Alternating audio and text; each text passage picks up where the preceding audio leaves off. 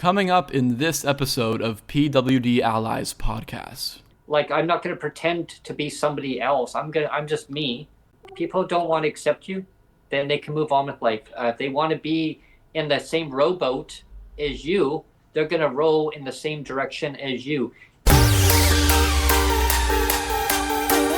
PWD Allies, the best disability podcast in Canada. Starring your hosts, Brent Frain.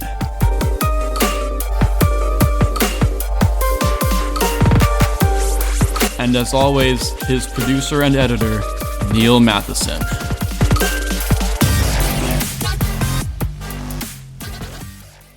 Hello, everyone. Today, we're going to be talking about the postmodern era.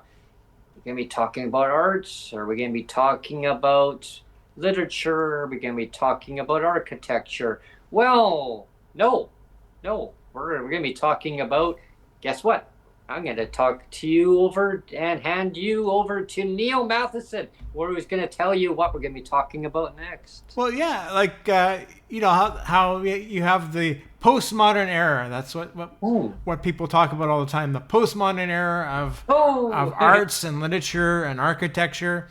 Well, on today's podcast, because we are a podcast of disabilities, we are going to talk about the post-inspiration porn era. The post-inspiration porn era. And for people that know, there might be a few people out there that don't know, but where the term inspiration porn came from is from a particular disability advocate, Stella Young. Young. And what I'll do is I'll put her picture up. She passed away a few years ago now. I forget exactly when that was. But back in 2012, she was the one that coined the term inspiration porn. Right. When talking about disability, I remember hearing about that. She had this term that she coined, inspiration porn, and it was this idea that people with disabilities were inspirational just for living. It's just, just for living is an inspiration, and she had another thing that she said a lot was no amount of smiling at a flight of stairs has ever made it turn into a ramp. That's another. So I'll put that up. I'll maybe put that up as well. That was something that she said as well. Is that all of this stuff of like, aren't you an inspiration? Like inspiration only gets you so far, right? Mm-hmm. Let's talk about reality of like no amount of smiling is gonna turn a set of stairs into a ramp. Exactly. You can't magically turn a smile into other things that a person with disabilities that they'd love to do but they can't do because they know physically or mentally they can't do, or in some cases they can do, but a smile is not going to magically change things. It can make a person feel good. In reflection, when a person asks you, I'll give you an example, everyone. So a person will say to maybe their neighbor, how are you doing today? I think it's automatic. People say, how are you doing today? Yeah. And your automatic response would be good. Yeah. Or fine. Or fine. Yeah. Because you don't want the other person to feel, or maybe perhaps, I can't speak for other people. I know for myself, like I'll have a neighbor, how are you doing today? Meanwhile, I'm feeling like shit, or I'm just in a really, really bad mood, or stressed out. Yeah. Oh, I'm fine. Why? Because you don't want the other person to feel down. Like you don't want to pull them down. Well, and there's a book out there too on that. Yeah, well, it's not just that, Brent, but you actually make a good point. I was going to say it's not just that, because there's two things when we talk about inspiration porn. There's actually two things we can talk about. Mm-hmm. The one thing is something called the good disabled person trap, where there's that pressure all the time. I mean, I know growing up for myself, I always felt pressure to be this perfect example of a good disabled person. Like like you could never have an off day. Like you could never be truthful. Like if you actually were having an off day, you never wanted to be truthful and say, actually, I don't really feel well today, and I'm in a bad mood. Because if you were honest and said that, then that's kind of a strike against you. It's like not only are you a disabled person, but you're a disabled person with a bad mood. You know, yeah, and that's not allowed. You know, strike against you for that, yeah. right? Right.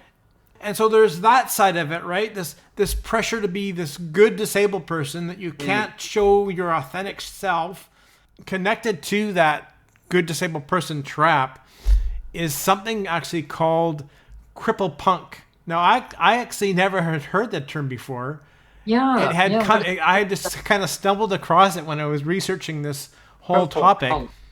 There's something called cripple punk, and what that is, it's when you embrace that idea, or you're actually rejecting the idea of resilience and this whole idea of overcoming your disability. Government loves the word resilience. They might say, well, aren't you and Sonia being resilient for trying to live on $1,500 a month? Or less, yes. Or aren't you being an inspiration? It's inspirational to see you struggling on $1,500 a month. It's such an inspiration. So this or 5 week months. Isn't five this wonderful? 5 8 months. How do you do it, Brent and Sonia? How do you do it? You're such an inspiration. So now what you can do, Brent? Now what you can do is you can embrace your cripple punk. You can embrace your cripple punk and say, embrace it. Like, you can just say, I don't care about resilience. I don't care about overcoming disability. I just want to be authentic. I just want to be my authentic self. I'm just going to be me. I'm just going to be me, right? That's the whole idea. To go back to Stella with this whole idea about smiling at a set of stairs, that's what she was getting at too. Is like, let's not fake. Let's not be fake. Let's be real. Let's be real and treat disability with truth. That disability is a significant thing. It's not something you can just smile and all of a sudden the stairs will, all of a sudden these stairs will turn into a ramp. That's not how it works. You know? with golden arms on each side and So you know, I think that it is an important thing to talk about because, again, for myself, I always did feel pressure. Sort of, I think I've talked about it before. It was like, I think if people with disabilities are being honest, the way I always thought of myself is like, you almost feel like a comedian that has to be on all the time. Yeah. That, you know, that you have this routine that you have to be not necessarily that you have to make people laugh, but you have to disarm them, or you can't afford to have that off moment, right? You have to always be on with, you know, and always be projecting this positiveness. And if you ever were off about anything, it's like, well, he's just pissed because he's a person with a disability with a bad mood, you know? Yeah, exactly. Yeah. And that's I think that's how society they look at it as well, disabled people are they're living in their mom and pa's basement. They're well taken care of, and oh you're not. Oh, well, you put on a happy face.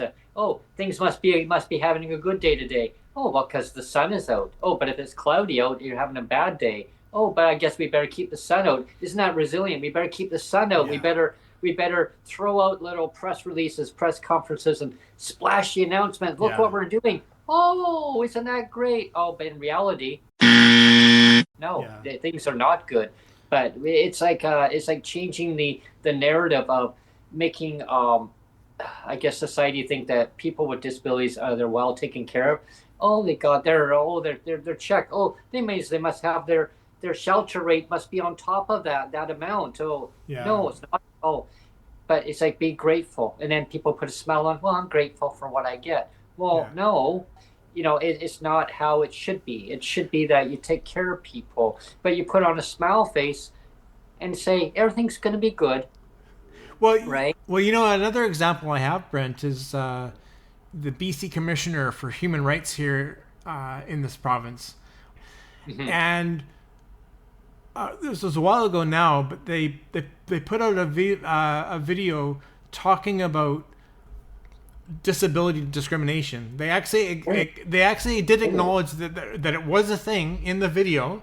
We actually did share it in one of our videos, that this video that they put out, and it was a cartoon video of all these cartoon characters. And remember, the voiceover was saying, that disability discrimination is a thing, but the video that was playing behind that narration of that disability discrimination is a thing, it was like this, like I said, these cartoon characters, and so you had these cartoon characters of people in a wheelchair or people in crutches, and they all had shiny happy faces on.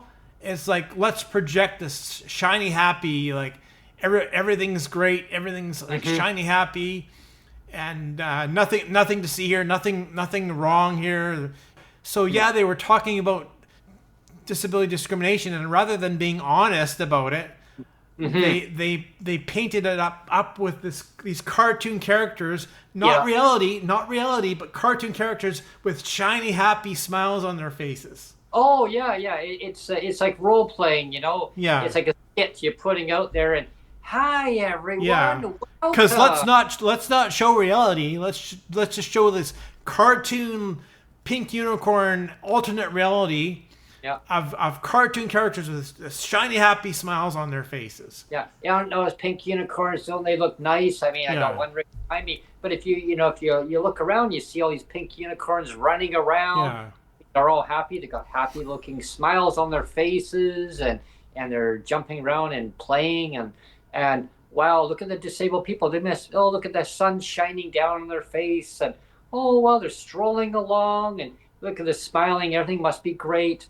I guess they must be well taken care of in society. But the reality part is, not everyone is, right? Yeah. It's not equalized. Yeah. It's pinning disabled people, and the government loves to do that. Well, and again, sorry, Brent, I didn't want to interrupt, but that is why there's that temptation to show that cartoon of shiny happy, is because they want to put out that false narrative. They want to put out that false narrative as the truth, and say, even though discrimination is a thing, we're gonna project out this shiny happy thing of like all these shiny happy people in wheelchairs and on crutches. They're all shiny happy, even though they're being discriminated against with clawbacks and spousal clawbacks and clawbacks of pensions. The government policies, even though they're discriminatory, we're still gonna smile at it. We're still gonna smile at it and be happy, right? Yeah. There's just recent news out there of different organizations, advocacy organizations across the country. Yeah, some are, they're calling for a rate increase. Other ones are calling for tying rates to inflation. Some of them have a different narratives of what they're asking the government to do. But one thing that I don't see the magic word is like any of them saying, well, we want to effectively see the government lift disabled people out of legislated poverty. Right? I never see any of the language in that part. The systems are designed are just they're purposely made archaic, and they're purposely made to be hurtful. Everybody should be treated equally and given the proper respect and dignity and the autonomy. I think honestly that's a lot of the reason why sometimes we have a hard time getting guests on the show. We sometimes have a hard time getting lived experience on the show. People are afraid to share their stories. People are afraid to share their stories because they think, well, if I share my story, then I'm going to get attacked, somehow exposed by the government. Like, well, you're just complaining. Like, how dare you complain? Like, keep up your shiny, happy, smiling face. Yeah. We want to have people come on, but what I'm saying is, I don't be scared. Don't be scared, but at the same time, I understand why people are. That's all I'm saying is I understand why people are scared sometimes, because they don't. They feel if they put themselves out there like you and I do every week, that the government's not going to like that, and I'm going to get a target on my back. When I was younger, and I'm sure it's the same with you, and for the vast majority of people with disabilities, I think at the start of our journeys, I think most of us were more concerned about being that good disabled person, like stay in your box, stay in your lane. Don't ruffle any feathers. Don't muddy the waters. Don't piss off anybody. Just be this good disabled person, right? And it wasn't until I turned like very early 30s that I thought, you know what? I don't care if I am. I'm not a. It's not about trying to impress people anymore. Like I don't care about that. I don't care if I upset people anymore. I mean, you can like me or not like me. I don't care. Yeah, I got to that point of like, I'm not going to try to project this positive image all the time. If I feel like being upset about something, I'm just going to speak it. And if people don't like it, oh well, And I just think it's important to be authentic, especially when you're dealing with things like disability discrimination and disability stigma. Let's be real. Let's be authentic. Let's be truthful, and say that not everything is rosy. Not everything is rosy when it comes to things like government policy of where they like as we said on the last podcast, where they promise that we're going to remove the spousal clawback, but whoops, sorry, we didn't. We're not really. No, we only did some of it, but hey, there's more. But don't be upset about it. Please don't be upset about it. Resilient, just continue to be resilient. Put on your shiny happy face, and don't get upset with us. Just carry on with your $500 a month rent. Find a place for $500. You can do it. Yeah, don't be stressed out. I mean, don't be stressed out. You can't find a place for $500. No, but don't worry. I mean, you won't be questioned if you go and ask for $50 help at the ministry's office, and then you get there. Oh, who told you that? Well, your boss, my boss, the current minister.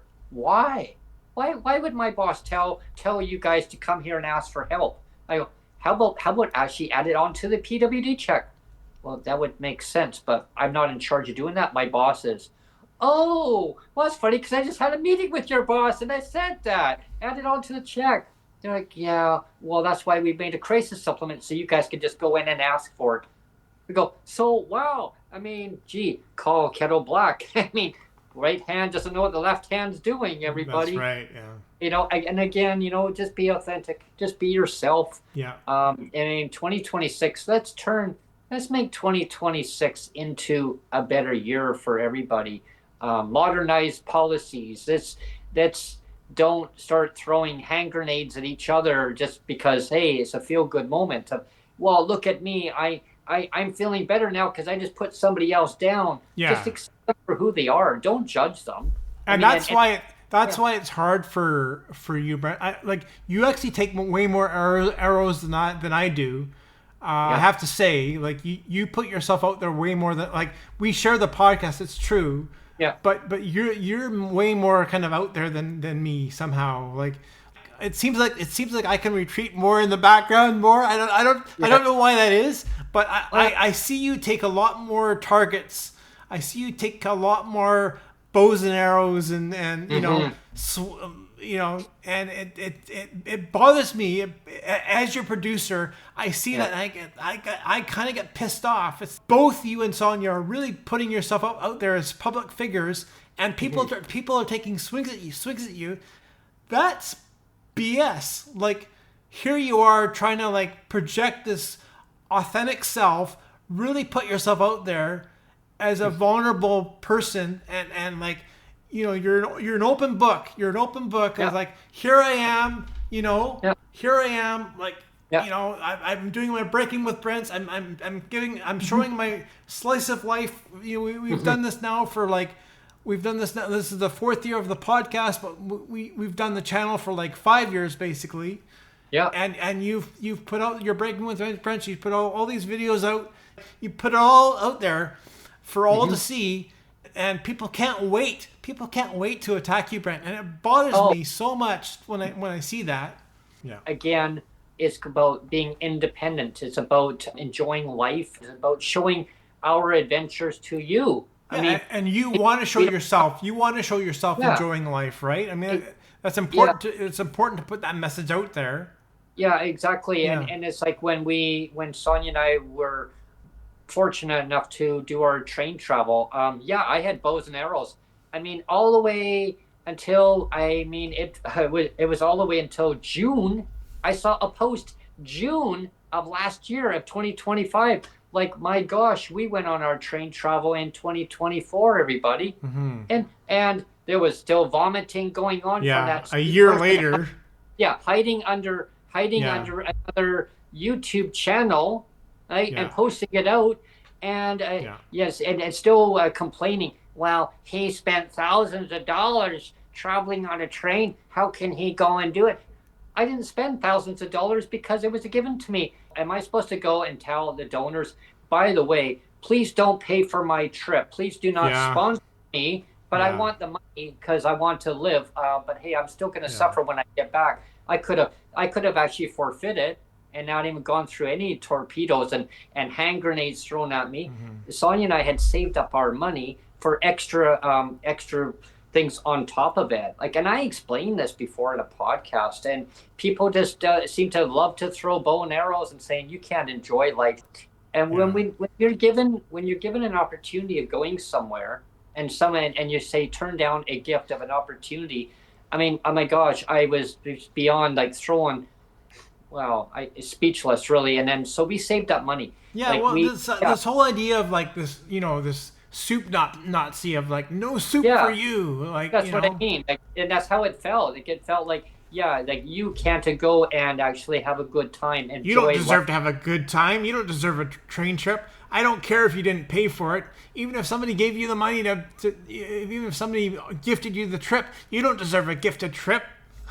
How dare you? How dare you do that, Brent? And it's ironic is I had commented to the person who actually had basically done that for us, and I told them the scenario, and you know what, the person said to me in response was, if you had said that to me right from the get-go, I would have actually said a lot more, and I would have been really disappointed. But I would have accepted the fact. But like saying, if I would have said thank you very much, but no, I don't want it. You know what I mean? Like, but if saying if I would have said I want the cash instead, that person would have been shocked.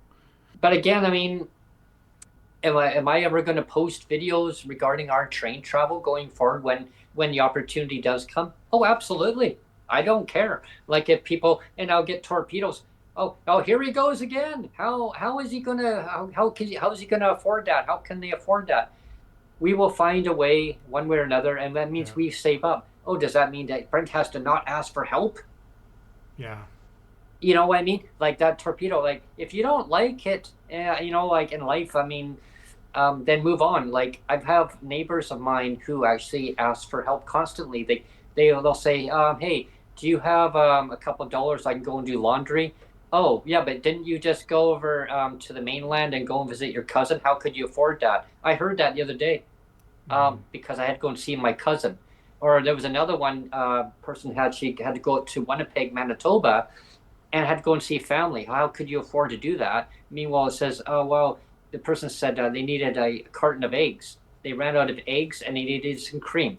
Well, the person lent them some money. Well, yeah, but didn't you just go there? How could you afford that? Again, then they're disabled, and it's like, what, you're not supposed to go and see family or go and see other advocates across the country. Stay disconnected. Stay isolated from everybody. Yeah, you got to stay in your own little jurisdiction. You got to be tucked away out of society. Don't complain. Keep smiling.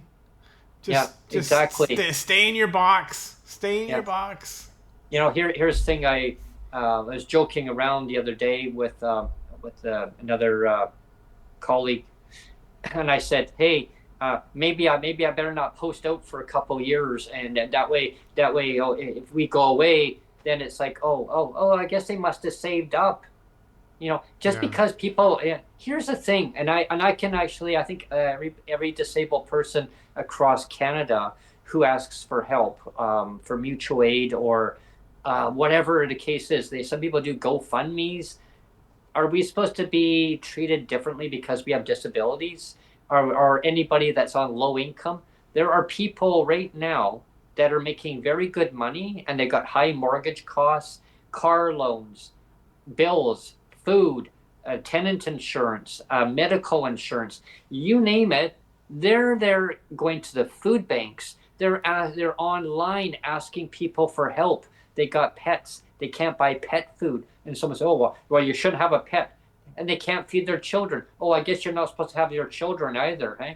And you're disabled. Oh no, can't have them either. Like, I'm not going to pretend to be somebody else. I'm just me. People don't want to accept you, then they can move on with life. If they want to be in the same rowboat as you, they're going to row in the same direction as you. And if they become a point, like if a point of time in life, if they still can't accept who you are, then they need to move on. And I've gone through. How about two people that want to be on the same podcast together? Yeah, exactly. Yeah, yeah. Well, exactly. And we've grown the channel. It's like so good. Way we're going, and it's awesome. And people want to join in. They want to come and talk about their lived experience stories. Definitely join us, right? Join us going forward. Great ideas. Captain, my captain, let's bring it in for a landing. Okay. Aye. Yeah. And we're going to now conclude today's podcast. I want to thank each and every one of you for tuning in each and every week, and stay tuned to our next podcast. Thank you for tuning in to PWD Allies podcast. Please subscribe, like, and share. I hope you enjoyed today's show. Have a great day, everyone. Cheers. Bye.